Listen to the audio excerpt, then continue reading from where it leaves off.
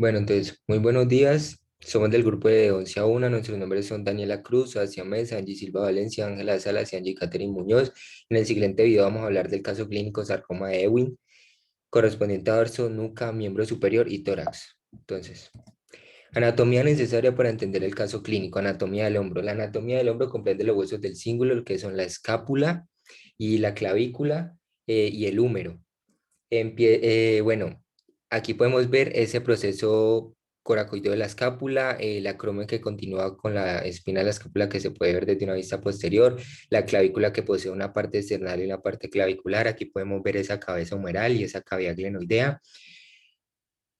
Además, la anatomía del hombro va a comprender una serie de articulaciones reforzadas por ligamentos, va a tener una articulación glenumeral, una cápsula articular reforzada por ligamentos coracohumerales, humerales y una articulación acromioclavicular reforzada por ligamentos conoideo, trapezoideo y ligamento acoracoacromial. Bueno, y también va a tener lo que son los músculos del manguito rotador que corresponden al infraespinoso, el supraespinoso, subescapular y terete menor. Bueno, vamos con la anatomía del tórax que comprende lo que son las costillas, el esternón, aquí podemos ver la escotadura yugular, el manubrio del esternón, el cuerpo del esternón, el proceso sifoideo y también lo que son las 12 vértebras torácicas. Bueno, las costillas van a presentar unas articulaciones con las vértebras, que son las articulaciones costovertebrales y también las esternocostales de esos cartílagos costales con esas incisuras costales. Bueno, entonces todas estas estructuras van a formar una cavidad torácica que tiene aquí una abertura superior y aquí una abertura inferior. Bueno, y van a contener lo que son los pulmones. Los pulmones van a estar envueltos, adheridos a una pleura visceral y una pleura parietal dividida en diafragmática, costal, mediastínica y una cúpula pleural. Eh, Entre los pulmones encontramos lo que son los mediastinos, el superior e inferior y el inferior que se divide en anterior, medio y posterior. El superior comprende el timo, la tráquea, posterior a él el esófago, el arco de la aorta, la vena brachiocefálica, cava superior, los nervios vagos y frénicos derechos e izquierdos. El mediastino anterior comprende ligamentos esternopericardiacos, nodos linfáticos, tejido conectivo laxo. El mediastino posterior comprende el esófago, la bifurcación traqueal, la aorta torácica, la vena ácigos y hemiácigos, los nervios vagos y esplácnicos, el conducto torácico y por último ese mediastino medio va a contener el corazón que vamos a hablar de él más adelante. Bueno, aquí podemos ver una radiografía posterior anterior de tórax donde podemos ver las clavículas dentro de esa reja costal, la escápula, aquí vemos lo que son las vértebras torácicas. Aquí podemos ver ese manubrio del esternón, aquí podemos ver lo que es la vena cava superior, el bronquio derecho, el atrio derecho, la vena cava inferior y aquí lo que es el diafragma. Aquí podemos ver el arco aórtico, el tronco pulmonar, el bronquio izquierdo, el atrio izquierdo, el ventrículo izquierdo y por acá va a estar también ese diafragma. Bueno, aquí tenemos una radiografía anteroposterior de hombro, donde vemos ese húmero proximal y esa cavidad glenoidea, la cabeza humeral casi de perfil y una superposición con la cavidad glenoidea. Aquí podemos ver lo que es la clavícula, ese acromion de la escápula, aquí podemos ver la cavidad glenoidea, la diáfisis humeral, la cabeza humeral. Bueno, ahora vamos con el corazón. El corazón va a estar envuelto por el pericardio, que se divide en pericardio fibroso y pericardio seroso, que a su vez se divide en parietal y visceral o también epicardio. Luego va a estar lo que es el músculo cardíaco, que es el miocardio, y bien adherido al corazón, lo que es el endocardio. Va a tener en la parte superior dos atrios aurículas, derecha e izquierda, en la parte inferior dos ventrículos, derecho e izquierdo. Va a tener aquí lo que es el tronco pulmonar, que da la arteria pulmonar izquierda, las venas pulmonares. Va a dar el arco de la aórtica con la arteria subclavia izquierda, arteria carótida común izquierda, el tronco brachiocefálico que luego va a dar la arteria subclavia derecha y la arteria carótida común derecha y va a tener unas válvulas que es la válvula tricúspide, la válvula pulmonar, válvula de la aorta y válvula mitral que van a permitir el paso de esa sangre desoxigenada y oxigenada. Y por último tenemos aquí los focos de auscultación cardíaca, donde está el foco aórtico, donde se escucha la aorta descendente, el foco pulmonar, donde se escuchan los ruidos de la válvula pulmonar, el foco coaccesorio de ERF que permite apreciar mejor los fenómenos acústicos valvares aórticos, el foco tricuspidio, donde hay más contacto con el ventrículo derecho, y el foco mitral apexiano, donde el ventrículo izquierdo tiene un mayor contacto con la pared costal. Esteban es un paciente que entra con aspecto atlético, pero algo quejumbroso para que algo le está molestando. Su padre infiere que Esteban, de 18 años, es atlético, que practica natación y ejercicio de pesas en el gimnasio, pero no ha vuelto porque le duele la espalda. Consulta servicio por dolor en la región escapular izquierda desde hace aproximadamente 6 meses, además con sensación de pesadez y crujido al movimiento de su brazo izquierdo, y refiere que este ha ido aumentando desde hace 2 meses, limitando sus actividades. Ha tenido fiebre no cuantificada, pero esta la asocia con un cuadro gripal sin presentar otros síntomas. Refiere ser nadador y que el crujido de su hombro al inicio de los 6 meses no le producía ningún tipo de molestia. Como antecedentes personales, encontramos que tuvo apendicitis perforada. Esta es una perforación en el apéndice que puede hacer que gérmenes y bacterias infecten toda la zona abdominal. Esta fueron 9 años que lo llevó a la extirpación del apéndice, es decir, una apendicectomía sin complicaciones. En los antecedentes familiares observamos la madre con gastritis, el padre hipertenso, abuelo materno nos refiere, abuelos paternos hipertensos, y a la revisión por el sistema refiere pérdida de 2 kilos en el último mes. A revisar el aspecto farmacológico, Esteban se automedica tabletas de nimesulida desde hace 2 meses. Este es un medicamento antiinflamatorio con efectos analgésicos. Sin embargo, cuando se lo toma ya no le surte efecto. En el examen físico encontramos frecuencia cardíaca 65, frecuencia respiratoria 14, presión arterial 170, temperatura 37.8, peso 55 kilogramos y mide 1,61 m de altura. Se encontraron los siguientes hallazgos: pacientes con buenas condiciones generales, luce álgido e incómodo. La cabeza obtenemos normocéfalo, que es decir, cabeza de tamaño normal. Pupilas reactivas isocóricas, ambas presentan el mismo tamaño, mucosas húmedas y conjuntivas moderadamente pálidas. Esto es cuando la conjuntiva presenta un color más suave de su color normal. El cuello móvil y no se palpan masas ni adomegalias. Es decir, no hay aumento de ganglios linfáticos, no se evidencia signos de ingurgitación yugular. La vena yugular no presenta prominencia, sin alteraciones cardiopulmonares, ritmos cardíacos rítmicos regulares, se escucha sonido de soplo mesostólico, campos pulmonares ventilados sin ruidos sobreagregados, abdomen blando, depresible sin sensación de masas, peritalismo presente. En la parte osteomuscular se evidencia limitación en la rotación lateral del brazo izquierdo. Además, limitación al iniciar aducción. Se palpa masa fija en la región escapular izquierda, eritema, sensación de chasquido, la movilización pasiva y activa del brazo. Y arcos de movilidad disminuidos. No se evidencia compromiso sensitivo periférico, paciente completamente orientado. Se decidió realizar paraclínicos como radiografía simple de tórax, anteroposterior y lateral, y radiografía simple de hombro, verdadera y lateral de escápula. En los resultados del hemograma solicitado, debido a la palidez de su conjuntiva, se obtiene hemoglobina 11.2, hematocrito 33.6, hemoglobina corpuscular media 27, volumen corpuscular medio 80, neutrófilos al 60%, linfocitos al 28%, monocitos 5%, eosinófilos al 0, 5%, y basófilos al 1%. Todos estos resultados se encuentran en valores normales, menos la hemoglobina y el hematocrito, que se encuentran en niveles bajos, esto indicando una anemia carencial.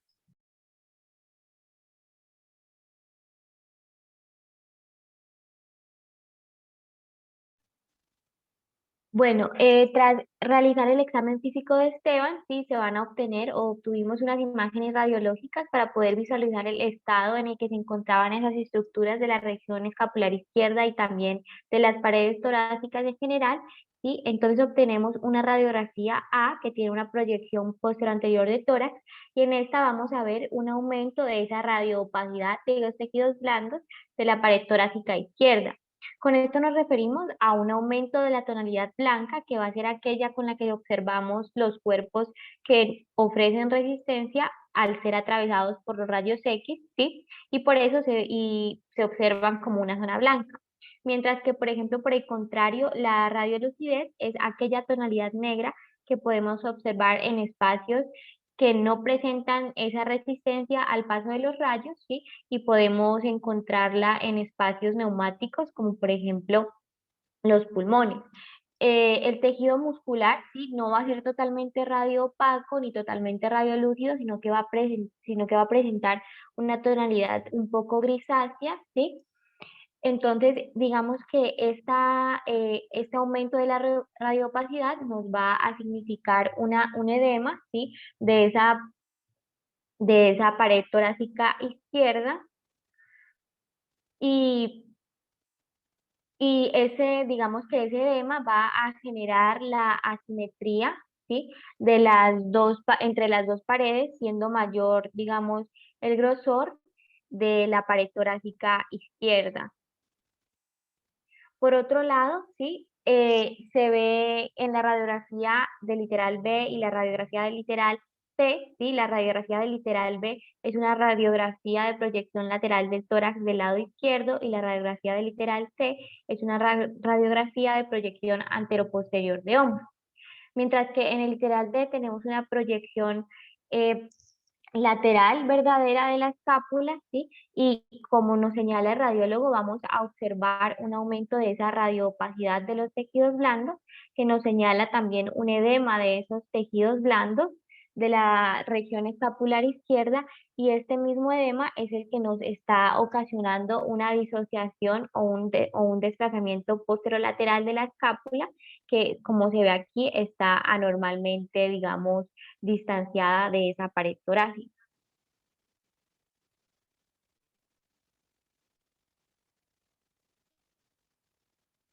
Bueno, por otro lado, cuando se le realizó la auscultación cardíaca a Esteban, se le encontró un soplo mesosistólico de tipo 1. Entonces es importante saber que los soplos cardíacos pueden ser de dos tipos, sistólicos o diastólicos. Los sistólicos son los que van a ocurrir durante durante las sístoles, ¿sí? Es decir, durante la contracción del corazón, y los diastólicos son los que ocurren durante la relajación del músculo cardíaco. Dependiendo del momento en el que los escuchemos, van a ser mesosistólicos, protosistólicos o diastólicos, mesosistólicos o diastólicos si los escuchamos a la mitad, y telesistólicos o telediastólicos si los escuchamos al final de la sístole o de la diástole. Si los escuchamos a lo largo de toda la sístole o de toda la diástole, los vamos a llamar holosistólicos o holodiastólicos.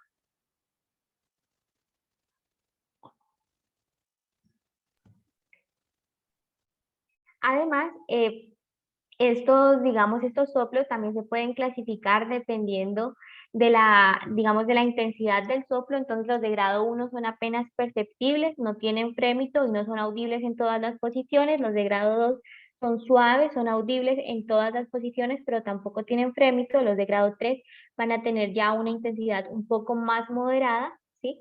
Los de grado 4 pues tienen una intensidad intermedia, los de grado 5 ya son muy intensos, tienen frémito y se van a escuchar con una leve interacción del estetoscopio con la pared torácica, y los de grado 6 son los más intensos con un frémito audible a una corta distancia del estetoscopio sobre la piel. Correlación clínica y anatomía del paciente. Al principio, con la información inicial del caso de Esteban y las descripciones hechas por el padre, no era suficiente para dar una impresión diagnóstica inicial, pues la zona tiene una gran cantidad de músculos, articulaciones, irrigación, drenaje, inervación. Muchas pueden ser las hipótesis a tener en cuenta. Aparte de unos exámenes físicos y paraclínicos para corroborar la información, es necesario un interrogatorio más detallado para descartar posibles relaciones con afectaciones. Se podrían mencionar las preguntas como: ¿dónde inicia el dolor? ¿Hacia dónde se dirige el dolor? ¿En qué momento se potencializa o se inhibe el dolor? ¿Qué tratamiento se le ha dado en casa? ¿Apareció después de un ejercicio específico? Ahora los posibles diagnósticos. El primero, sarcoma de Ewing. Es un tumor óseo que se produce en los huesos o en el tejido blando alrededor de los huesos. En este caso sería de tejidos blandos en la pared torácica y escápula. El sarcoma de Ewing es más común en niños y adolescentes. En el caso de Esteban lo ha venido notando desde hace 6 meses, y este sarcoma usualmente se presenta 6 meses antes. Presenta fiebre, se evidencia limitación a la rotación lateral del brazo izquierdo por dolor, además de limitación al iniciar la abducción. De igual forma se palpa una masa fija en la región escapular izquierda y ligero eritema, sensación de chasquido a la movilización pasiva y activa del brazo, así como también arcos de movilidad disminuidos. Segundo diagnóstico, hombro de nadador con disociación escapulotorácica. El hombro de nadador es una afección que entre los deportistas es muy común. Pueden presentar tendinitis del bíceps, bursitis subacromial y tendinitis del manguito rotador, usualmente causada por el tendón del supraespinoso. Esteban presenta para el caso del hombro de nadador dolor, rigidez y limitación a la movilidad, limitación a la rotación lateral del brazo izquierdo por dolor, limitación al iniciar la abducción. En el caso de la disociación escapulotorácica, presenta la separación anormal de la escápula con su relación al tórax. El hallazgo radiológico clásico en la radiografía de tórax es el desplazamiento lateral mayor a 1 centímetro en la escápula con respecto al tórax. Tercer diagnóstico, síndrome subacromial. El síndrome subacromial también se conoce como tendinitis del manguito rotador, menos afectado a los músculos que lo conforman, que son el subescapular, el supraespinoso, el infraespinoso y el redondo menor. Se presenta dolor en reposo y en movimiento, empieza con un dolor leve que con el tiempo se desemboca en un dolor agudo, como es el caso de Esteban. De igual forma, se ve la limitación a la rotación lateral del brazo izquierdo por dolor y la limitación al iniciar la abducción.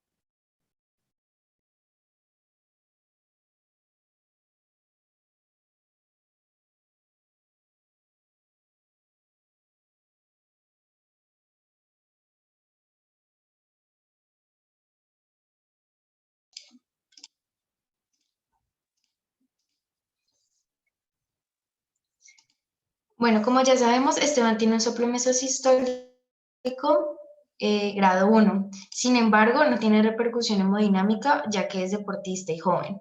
Este soplo se considera no patológico e inocente. El tipo de soplo, es decir, si es sistólico y diastólico, se puede identificar en estenosis e insuficiencia valvular. Estenosis valvular es cuando la válvula no puede abrirse por completo e insuficiencia es cuando la válvula no logra cerrarse completamente. Entonces aquí vemos una válvula aórtica normal abierta y con estenosis y una válvula aórtica normal cerrada y con insuficiencia.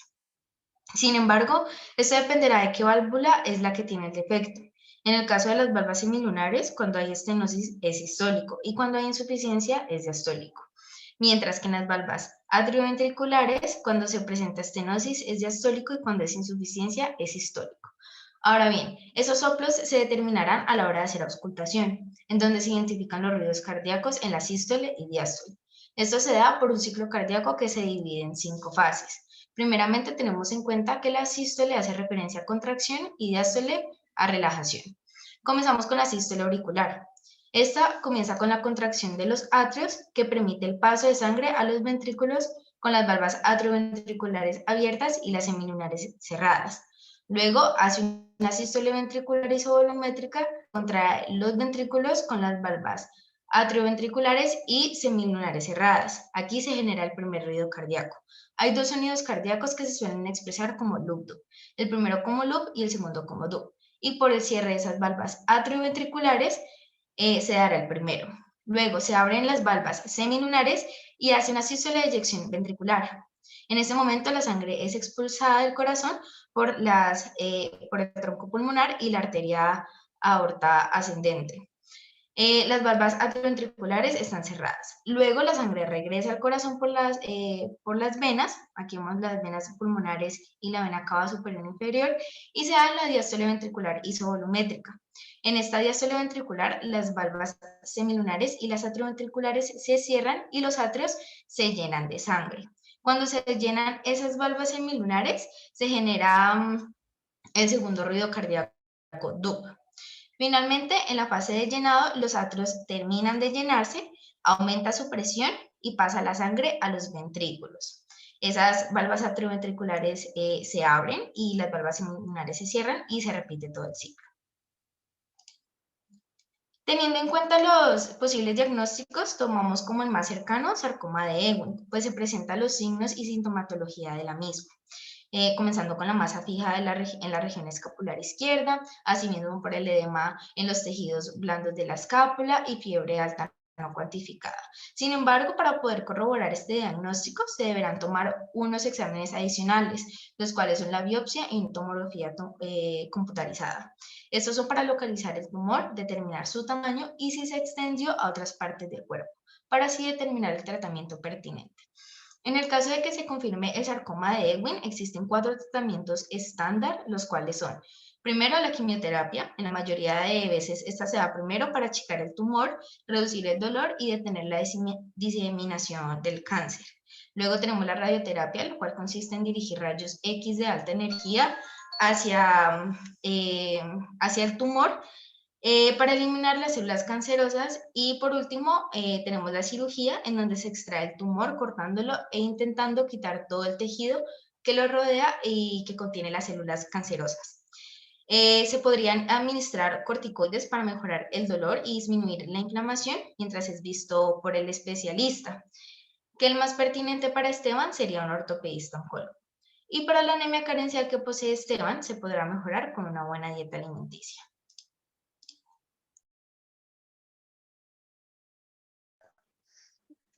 Como conclusiones para este caso clínico, fue muy importante el conocimiento anatómico, resultado de los exámenes, aprender a identificar radiografías y relacionarlo con lo aprendido.